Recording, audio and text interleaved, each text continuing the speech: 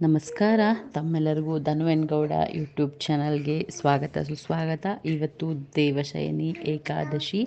ಈ ಸರ್ತಿ ವಿಶೇಷವಾದ ಏಕಾದಶಿ ಆಚರಣೆ ಮಾಡ್ತಿದ್ದೀವಿ. ಕಾರಣ 17ನೇ ತಾರೀಕು 7ನೇ ತಿಂಗಳು 2024 ಇದು ತುಂಬ ಪ್ರಶಸ್ತವಾದಂತಹ ದಿನ. ಯಾಕಂದರೆ ಏನಾದರೂ ವ್ರತ ಮಾಡುವಂಥವರು ಮನಸ್ಸಿನಲ್ಲಿ ಕೆಲವೊಂದು ಇಷ್ಟಾರ್ಥಗಳನ್ನ ಇಟ್ಕೊಂಡು ವ್ರತಗಳನ್ನು ಮಾಡೋರಿಗೆ ಇದು ತುಂಬಾ ಒಳ್ಳೆಯ ದಿನ ಅಂತ ಹೇಳ್ಬೋದು. ಇವತ್ತಿಂದ ಚಾತುರ್ಮಾಸ ಪ್ರಾರಂಭ ಆಗುತ್ತೆ ಅಂತ ಹೇಳ್ತಾರೆ. ಈ ಒಂದು ಕ್ರೋಧಿನಾಮ ಸಂವತ್ಸರದ ಆಷಾಢ ಮಾಸದ ಶುಕ್ಲ ಪಕ್ಷದ ಏಕಾದಶಿ, ಈ ಒಂದು ಶಯನಿ ಏಕಾದಶಿ ಅಂತಲೂ ಕರೀತಾರೆ. ಇದನ್ನು ಈ ಒಂದು ಶಯನಿ ಏಕಾದಶಿಯನ್ನು ಹರಿಶಯನಿ ಏಕಾದಶಿ ಅಂತಲೂ ಕರೀತಾರೆ, ದೇವಶಯನಿ ಏಕಾದಶಿ ಮತ್ತು ಪದ್ಮಶಯನಿ ಏಕಾದಶಿ ಅಂತಲೂ ಕರೀತಾರೆ. ಚಾತುರ್ಮಾಸ ಅಂದರೆ 4 ತಿಂಗಳು ಅಂತ ಅರ್ಥ. ಶ್ರೀಹರಿ ಭಗವಂತ ಕ್ಷೀರಸಾಗರದಲ್ಲಿ ವಿಷ್ಣು ನಾನು ತುಂಬ ಇಷ್ಟಪಡುವಂಥ ನನ್ನ ಇಷ್ಟ ದೈವ ಅದು. ಅಲ್ಲದಿರ ಶ್ರೀ ಭಗವಾನ್ ವಿಷ್ಣು ದೇವ 4 ತಿಂಗಳು ಯೋಗ ನಿದ್ರೆಗೆ ಜಾರ್ತಾರಂತೆ. ಪೂಜೆ ವ್ರತ ಏನಾದರೂ ಮಾಡಬಹುದು ಈ ಟೈಮಲ್ಲಿ. ಅಂದರೆ ಈ 4 ತಿಂಗಳಲ್ಲಿ ಮದುವೆ, ನಾಮಕರಣ ಅಥವಾ ಉಪನಯನ ಅಂಥವನ್ನು ಮಾಡೋಕ್ಕಾಗಲ್ಲ. ಯಾಕಂದರೆ ಈ 4 ತಿಂಗಳು ಭಗವಾನ್ ಶ್ರೀ ವಿಷ್ಣು ದೇವರು ಯೋಗ ನಿದ್ರೆಗೆ ಜಾರ್ತಾರೆ. ಹಾಗಾಗಿ ಈ 4 ತಿಂಗಳಲ್ಲಿ ಯಾವುದೇ ಶುಭ ಕಾರ್ಯಗಳನ್ನು ಮಾಡಲ್ಲ, ಮದುವೆ ಉಪನಯನ ಆ ಥರದನ್ನು ಮಾಡಲ್ಲ. ಸ್ತೋತ್ರ ಪಾರಾಯಣ, ಗ್ರಂಥ ಪಾರಾಯಣ ಮತ್ತು ವ್ರತಗಳನ್ನು ಮಾಡ್ಬೋದು. ಪೂಜೆ ಪುನಸ್ಕಾರಗಳು ವ್ರತಗಳನ್ನು ಮಾಡಿ ದೇವರ ಕೃಪೆಗೆ ಪಾತ್ರರಾಗಬಹುದು. ಇದು ವ್ರತವನ್ನು ಮಾಡೋದ್ರಿಂದ ತುಂಬ ವೈಶಿಷ್ಟ್ಯವಾದಂತಹ ಈ 4 ತಿಂಗಳು ತುಂಬ ಶ್ರೇಷ್ಠ.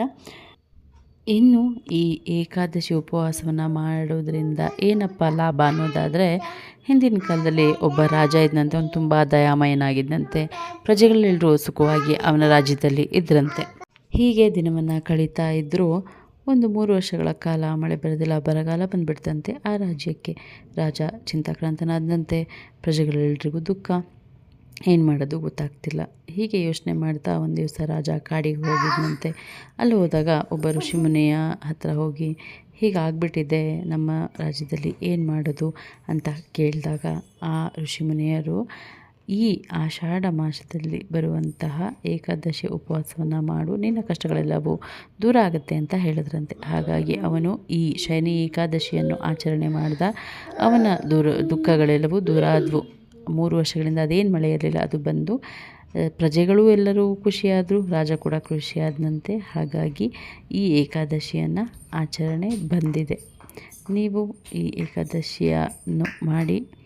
ಈಗ ಯಾರ್ಯಾರು ಮಾಡ್ತಾ ಇಲ್ವೋ ಅವರು ಮುಂದಿನ ದಿನಗಳಲ್ಲಿ ಮಾಡುವಂಥ ಅಭ್ಯಾಸವನ್ನು ಇಟ್ಕೊಳ್ಳಿ. ಎಲ್ರಿಗೂ ಒಳ್ಳೆಯದಾಗಲಿ ಅಂತ ಹೇಳ್ತಾ, ಇದೇನು 17ನೇ ತಾರೀಕು ಇವತ್ತಿಂದ ಬುಧವಾರ. ಹಾಗೆಯೇ ಏನು ಮುಂಚೆ ಹೇಳಿದೆ ಚಾತುರ್ಮಾಸ ಶುರುವಾಗ್ತಿದೆ ಅಂತ, ಇದೇ ಇವತ್ತಿನಿಂದ ಹಿಡಿದು ಚಾತುರ್ಮಾಸ ಪ್ರಾಪ್ತವಾಗಿದೆ. ನವೆಂಬರ್ ಉತ್ಥಾನ ದ್ವಾದಶಿಯವರೆಗೆ ಇರುತ್ತೆ. ಇದು ಬುಧವಾರ ದಕ್ಷಿಣಾಯನ ಆದಿಯಾಗಿ ಯೋಗ ನಿದ್ರೆಗೆ ಭಗವಾನ್ ವಿಷ್ಣು ದೇವ ಜಾರ್ತಾರೆ. ಕಾರ್ತಿಕ ಮಾಸದ ಶುದ್ಧ ದ್ವಾದಶಿಗೆ ಎದ್ದೇಳ್ತಾರೆ. ಅಂದರೆ ನವೆಂಬರ್ ಉತ್ಥಾನ ದ್ವಾದಶಿಯ ಹಿಂದಿನ ದಿನ ಭಗವಾನ್ ವಿಷ್ಣು ದೇವರು ಯೋಗ ನಿದ್ರೆಯಿಂದ ಹೊರಗೆ ಬರ್ತಾರೆ ಅನ್ನೋದು ದೈವ ಸಂಕಲ್ಪ ಅಥವಾ ದೈವ ನಿಯಮ ಇರೋದು. ಹಾಗೆಯೇ ಎಲ್ರಿಗೂ ಒಳ್ಳೆಯದಾಗಲಿ. ಈ ದೇವಶಯನಿ, ಹರಿಶಯನಿ ಮತ್ತು ಪದ್ಮಶಯನಿ ಏನು ಏಕಾದಶಿ ಇದೆ, ಇಂದು ಎಲ್ರಿಗೂ ಒಳ್ಳೆಯದಾಗಲಿ ಅಂತ ನಾನು ದೇವರಲ್ಲಿ ಪ್ರಾರ್ಥಿಸ್ತೇನೆ. Thank you very much. ನನ್ನ ಯೂಟ್ಯೂಬ್ ಚಾನಲ್ನ ನೀವು ಸಪೋರ್ಟ್ ಮಾಡ್ತಿರೋದಕ್ಕೆ.